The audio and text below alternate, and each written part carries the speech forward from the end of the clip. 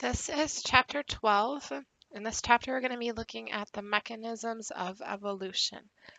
And in this chapter, we're going to spend a little bit of time looking at the story because it's a very good example of evolution that is happening right now.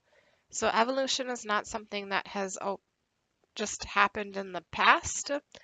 It is actually occurring right now. And as we do more research, we are finding more and more examples of types of evolution that are occurring within our lifetime. In this example, we're going to be looking at the evolution of antibiotic resistant superbugs or antibiotic resistant bacteria. So things like MRSA and VRSA.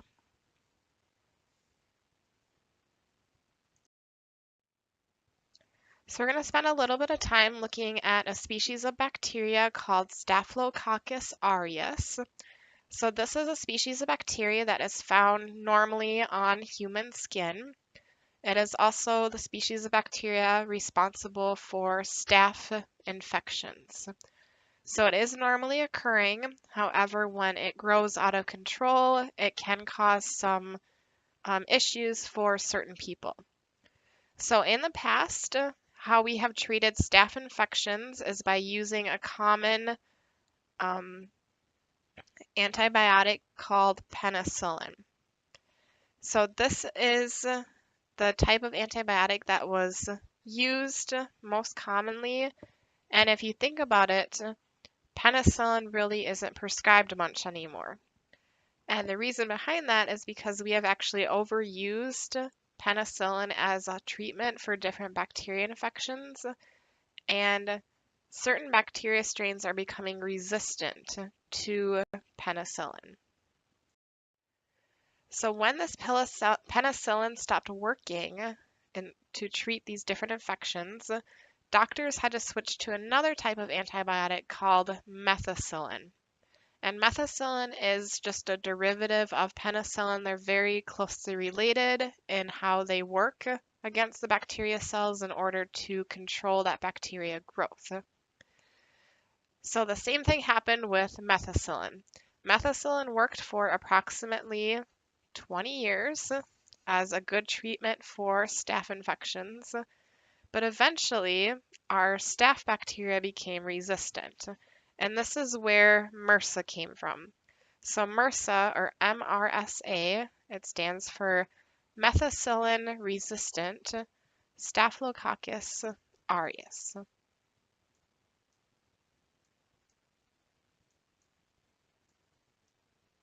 All right. So if an individual now has an infection with MRSA, we have another type of antibiotic. So now we've tried penicillin, that no longer worked. We tried methicillin, that worked for about 20 years. Now we're on to a third drug called vancomycin. So doctors started treating this bacteria with this third type of antibiotic. And this antibiotic is one of the antibiotics that we like to use as kind of a last resort when nothing else works. And eventually what we found in June of 2002, there was a diabetes patient that was said to have a MRSA infection. They tried treating it with the vancomycin, and it was resistant to that. So now we have a strain of Staphylococcus aureus that is resistant to this last resort drug. And this is a big deal because those staph infections are going to be almost impossible to treat. So instead of being able to treat that bacteria infection, a lot of individuals just have to go through losing a limb to get rid of that infection. So they have to amputate legs, they have to amputate arms, or different pieces of the skin have to be removed from the patient because antibiotics are no longer an option.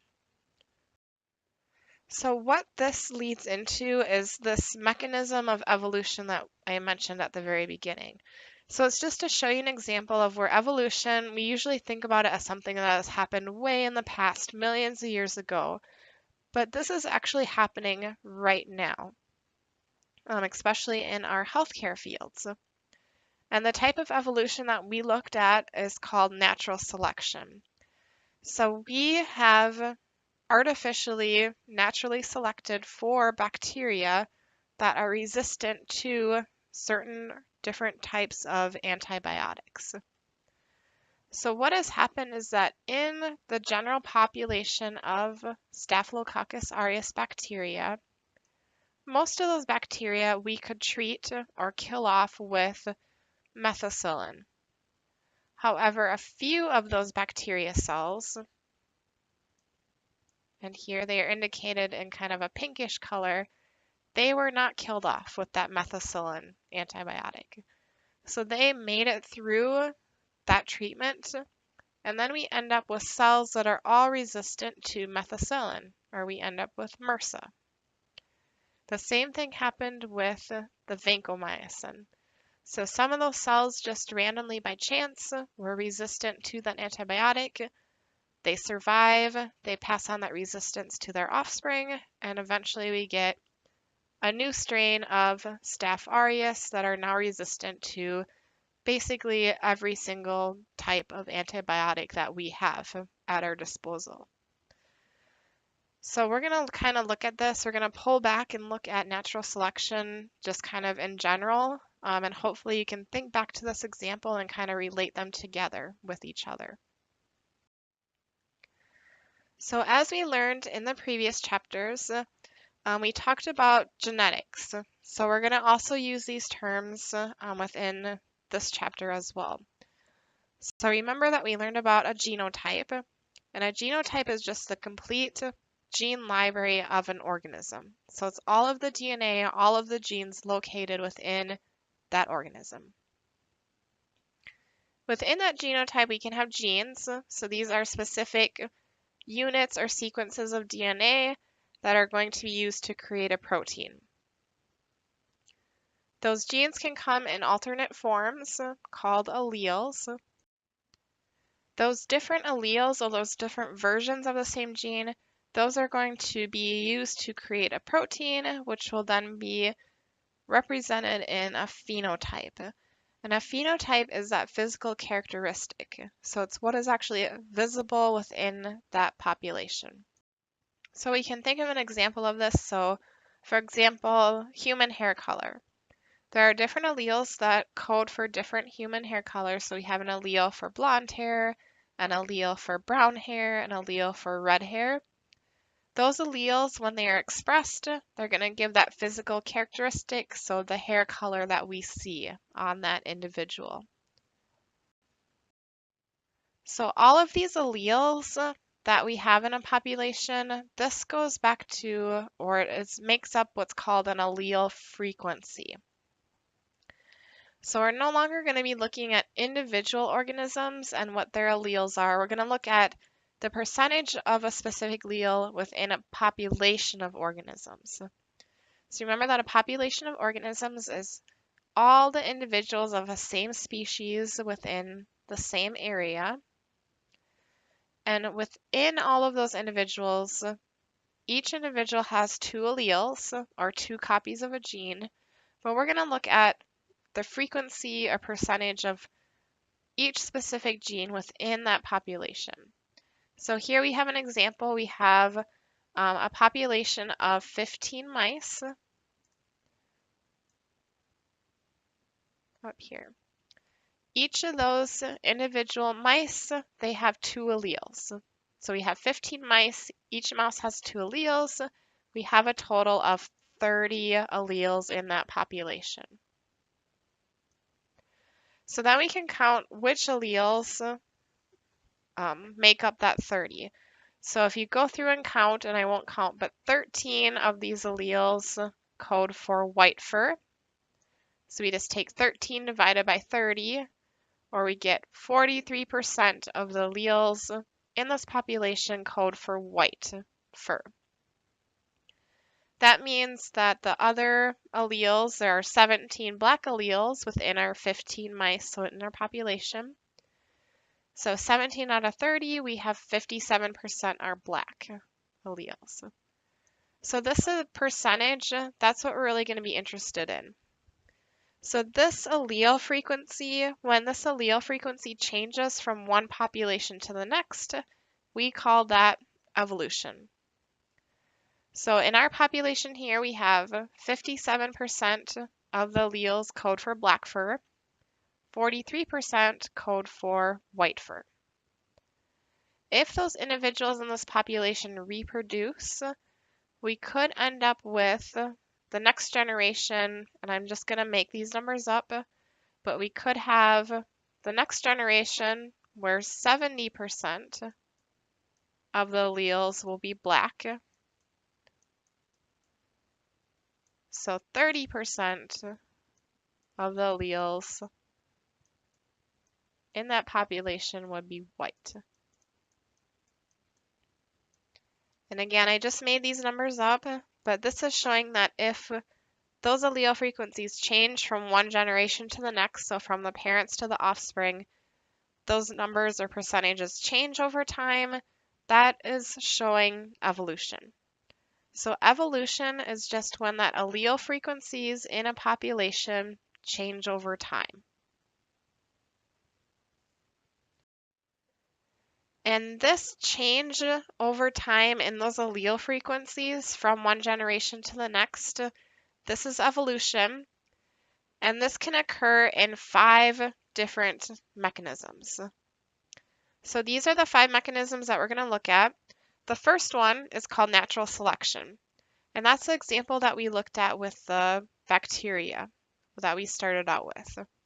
So natural selection is when organisms, they are selected for either by their nature, or in humans, we can select certain individuals to breed. That's called artificial selection. So we'll take a look at that.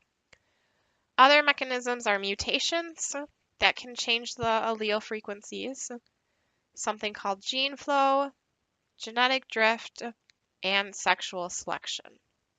So we're going to look at all 5 of these different mechanisms within this chapter that allow allele frequencies to change from one generation to the next. And again, remember that this is something that we can actually see in our lifetime. So things are evolving right now from one generation to the next. So first off, we're going to start with natural selection, so the first mechanism. In natural selection, this is the process by which a population, so again, we're looking at the population level because we want to be able to measure that change in allele frequency in the population. So this is when that population, it gains one or more alleles, and those alleles allow that population to survive better compared to other populations. So this promotes something called an adaptive trait. And we'll look at, there are 3 different types of natural selection, or 3 patterns that we see within the natural world. So we'll take a look at this example up here. So up here I have an image. So we have a starting population at the top that has a lot of variation in it. So we have an individual that's red, one that's orange, and one that is green. If, for example, the environment that these organisms are living in, the red individual does not survive, let's say it gets picked off by a predator, but the orange and green, they do survive, the individuals that survive will pass that trait on to the next generation or to their offspring. So this arrow here that indicates creating offspring. So this one orange individual produces 2 orange offsprings. The green individual produces a green offspring, but then they also produce a blue offspring. And this leads into our second type, which is called mutation. So sometimes when an individual reproduces, it could pass on a mutation, or it could pass on like a hidden trait to its offspring. So let's say like the blue was a recessive allele, but now suddenly it shows up within the next generation. Okay, so this is our first generation up here. Red died off, the orange and green, they reproduced to create a second generation. The second generation, let's say now that the orange and the green do not survive as well as the blue. So orange are picked off, green are picked off by, again, let's say a predator came and got them. This blue individual survives and it produces offspring. So it passes on its trait to the third generation, right here. This is an example of natural selection.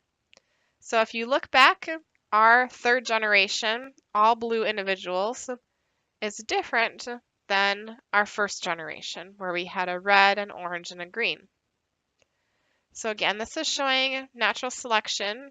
So some individuals died off, they did not survive, they don't reproduce, whereas other individuals, they survive, they reproduce, they pass on their genetic information to their offspring.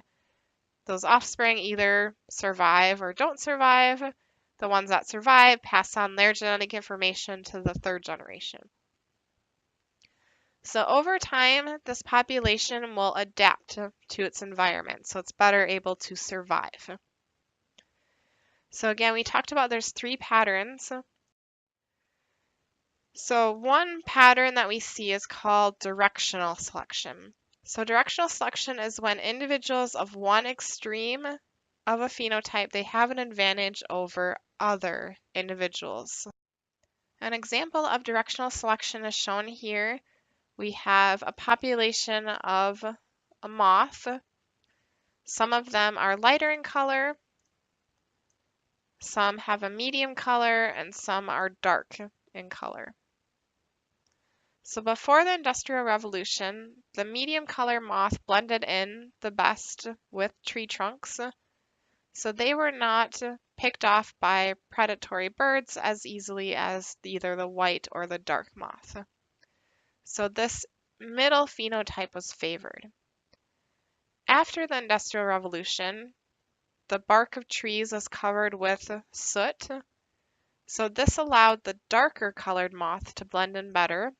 So they were better able to survive compared to the middle, the medium color, or the light color moth. And we can see that here in the image, you can almost not even see the dark colored moth. It's right there. So we can imagine that the predatory bird would be less likely to eat the dark colored moth compared to the light colored moth. So this is something that humans, they change the environment, and because of that, the population of this moth species changed its phenotype. They became darker over time because those dark individuals were more likely to survive and pass on their genes to the next generation, and then that next generation would have darker color as well. So we are selecting for one side of this phenotype. The most common type of natural selection is called stabilizing selection. So this is when individuals with the most common or intermediate value, it stays the most common. So that intermediate or most common characteristic, it just has the advantage, so it just is stabilized within that population. So a good example of this is the birth weight of human babies. So on average, babies that weighed around approximately 8 pounds have the highest survival rate. And this is because larger sized babies had a harder time fitting through the birth canal, so they may not have survived being born. And smaller babies also had a lower chance of surviving because a lot of times they weren't fully developed. So this common around 8 pounds is very typical. So this was stabilized within the population. Most babies are typically around this weight when they are born.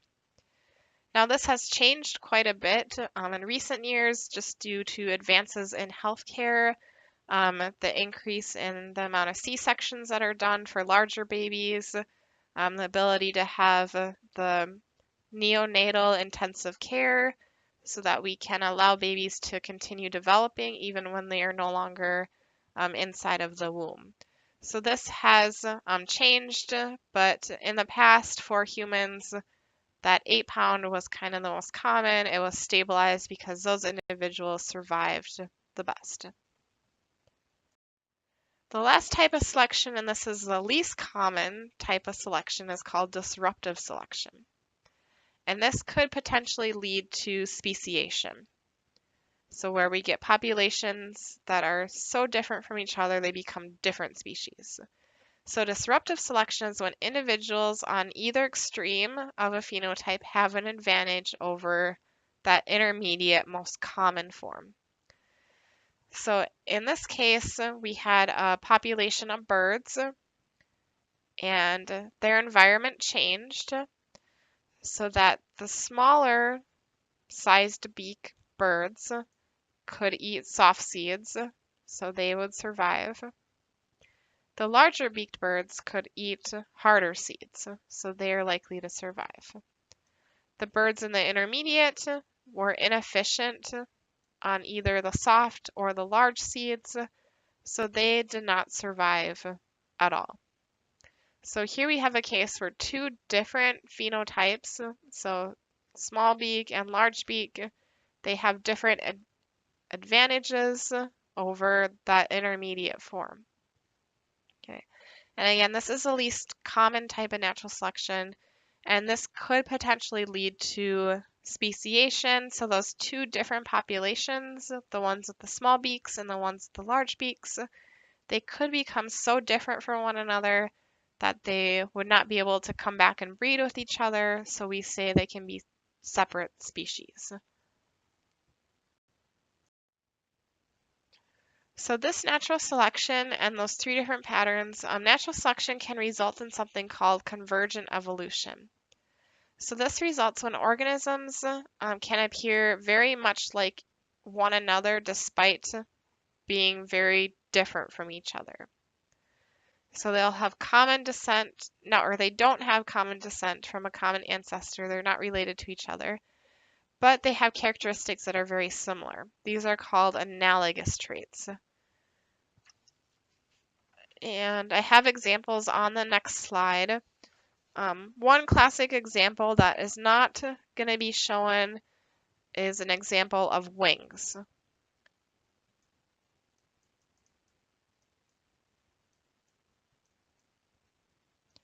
So if you think about wings, organisms that have wings include bats, which are a type of mammal. There are birds.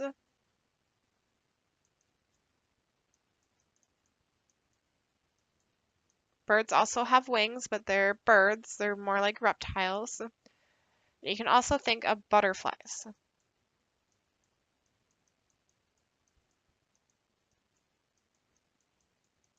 So butterflies also have wings, but they're not like birds and they're not like bats.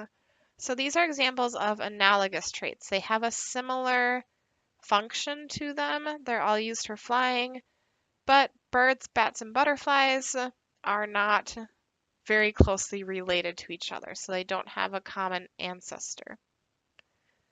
Other examples of convergent evolution, we have some in plants. So we have different types of plants up here. All three of these plants look very, very similar to each other. They are all adapted to living in dry desert environments.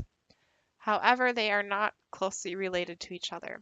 They just have similar adaptive traits that they have from adapting to their environment. Another example, we have sharks, which are a type of fish, and dolphins, which are a type of mammal. They have very similar traits, as you can see, but they are not related to each other at all. One is a mammal, one is a fish. We can see that those similar adaptations that they have, they're adapted to swimming very fast in water environments.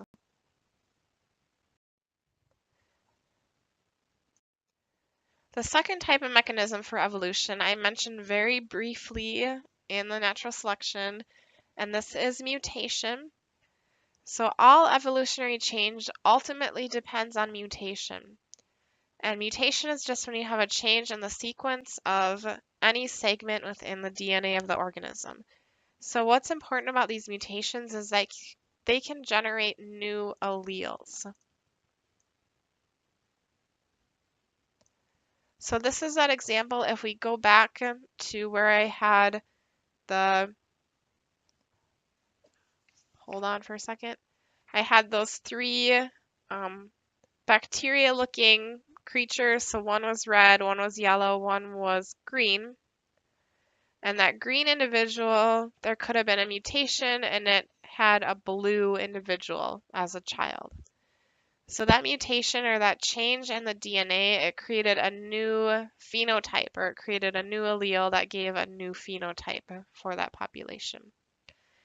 So these mutations, they give new alleles that natural selection and other types of selection can work on to cause alleles to change within that population. The third type of evolution or third mechanism that we can have is called gene flow. So gene flow occurs when alleles are exchanged between different populations. And there's a couple of different examples of gene flow. So one is called horizontal gene transfer, which we'll look at. And the other type is when sexually reproducing individuals migrate from one population to another. So what's happening is you're kind of taking genes and transferring them from one individual to another, from one population to another. So we'll look at horizontal gene transfer first, and then we'll get into migration. Horizontal gene transfer, this is a process by which bacteria can do this gene flow. So bacteria can pass their genes from one another. And this works through what's called a conjugation tube. So this is where some species of bacteria can become resistant to antibiotics. So what happens is we have two bacteria cells here and here. Those two bacteria cells, what happens is there's a conjugation tube that forms between them, and it really is just an open tube. And through that tube, little segments of DNA called plasmids can migrate or travel. So what we see is that this donor bacteria cell over on the left, that plasmid, it'll replicate, so I'll make a copy of it. That copy will travel through the conjugation tube to what's called the recipient bacteria cell. And then that conjugation tube will disappear, and now we have two cells that they both have a copy of that gene. So we're just passing a copy of that gene from one cell to another. The other type of gene flow that we have is just migrating. So this is when one individual migrates from a population into another population, and then it reproduces in that new population to help spread its alleles or to help spread its genes to the offspring. So this individual, as it's migrating, it's going to change the allele frequency within those two populations because it's carrying those alleles with it to the next population.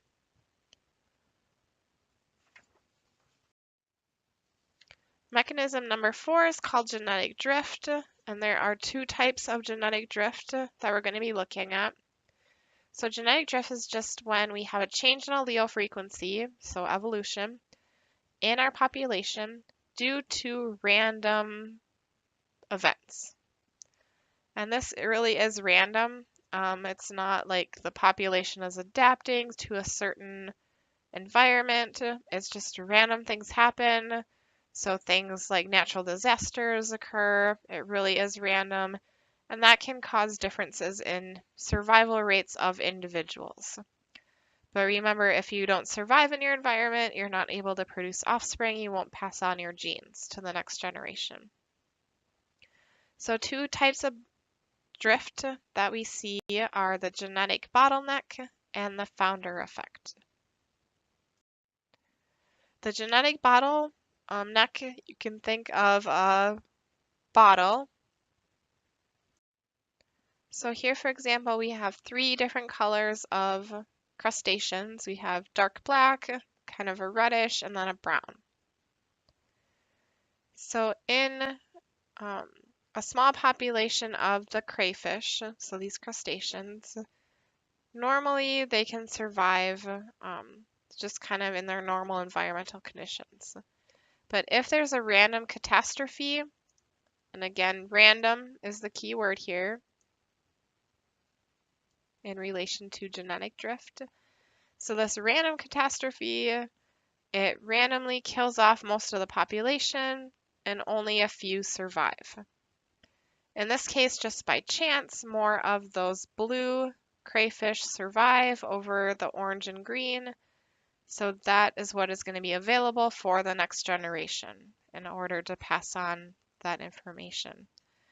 So again, random keyword, genetic drift, some catastrophe happens. It wipes out most of the population, only a few survive. Those survivors are able to pass on their genes, and that changes that overall allele frequency within that population. The other one is called the founder effect. This is when individuals leave the main population. So a lot of times we talk about this in terms of islands. So we have a main population, so that's our mainland, or we have a very large population of bugs in this example. And a few of those individuals leave that big population to found a new area. So that's why, hence, founder effect.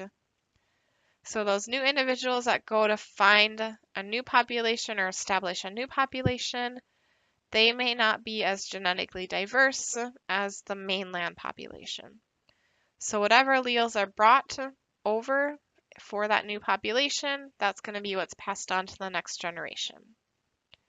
So again, it's just kind of random, those individuals that go on to find that new population or to colonize a new island. It really is just random on what ends up there. The last mechanism of evolution is sexual selection. And this is the mechanism that I looked at for my master's degree.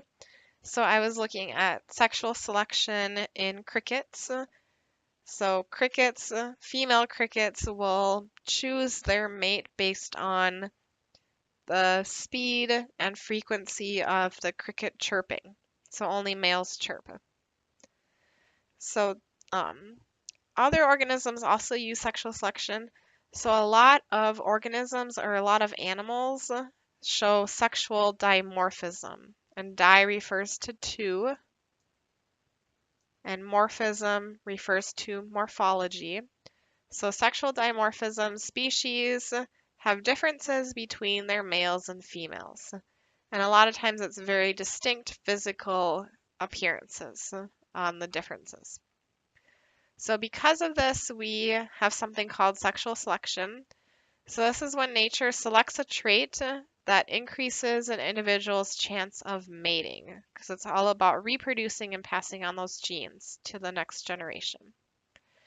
And the weird thing about this is that a lot of these traits that increase an individual's chance of finding a mate and reproducing decrease that individual's chance of surviving. So kind of a weird thing. Classic example is looking at the peacock.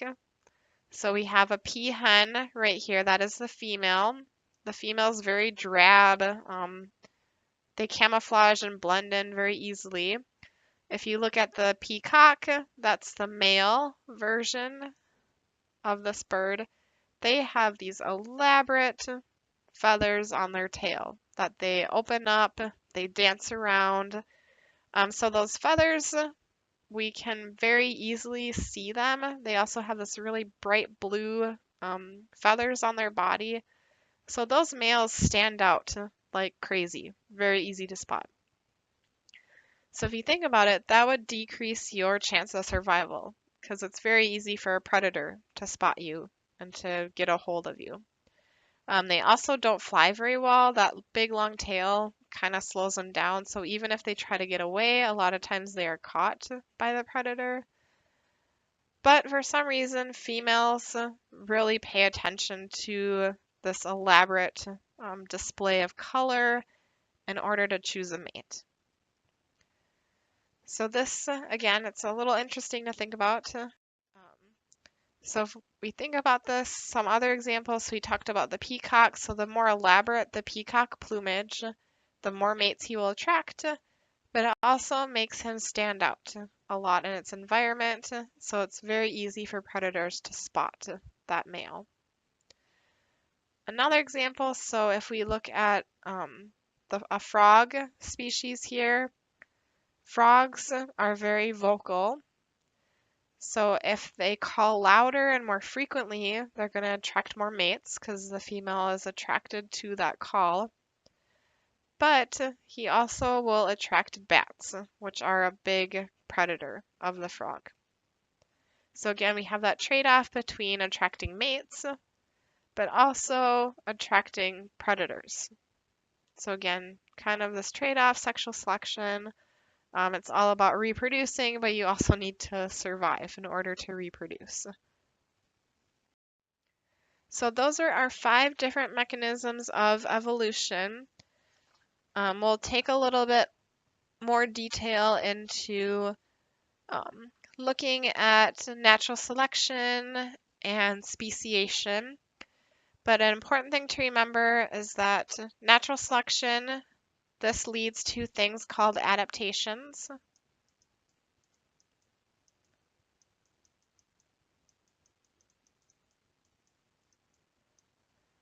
The other 3 do not necessarily allow a population to adapt to its environment, but they are really important in changing that allele frequency, which again, changing allele frequency over time from one generation to the next, that is the definition of evolution.